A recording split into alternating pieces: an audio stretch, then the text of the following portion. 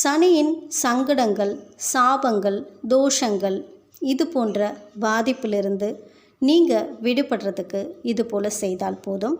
நம் முழுமுதற் கடவுளாகிய விநாயக பெருமானை தினந்தோறும் வழிபாடு செய்யணும். வீட்டு பக்கத்தில் இருக்க ஏதாவது ஒரு சின்ன விநாயகர் கோவிலாக இருந்தாலே போதும். ஒரே ஒரு நெய் தீபம், தினமும் ஒரே ஒரு நெய் தீபம் ஏற்றிவிட்டு விநாயக பெருமானை 9 முறை சுற்றி வர வேண்டும்.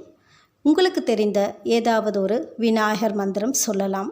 அப்படி உங்களுக்கு தெரியல அப்படின்னா ஓம் விநாயகா போற்றி, ஓம் முழுமுதற் கடவுளே கணபதியே போற்றி அப்படின்னு சொன்னாலே போதும். உங்களுக்கு சனியினால் ஏற்படுகின்ற தோஷங்கள், சாபங்கள் எல்லாத்திலும் இருந்து நீங்கள் விடுபடலாம். அதேபோல் மாதத்தில் ஒரு முறை வருகின்ற சங்கடஹர சதுர்த்தி, இந்த சங்கடஹர சதுர்த்தி தினத்தில் நீங்கள் விநாயக பெருமானுக்கு அபிஷேக பொருட்கள்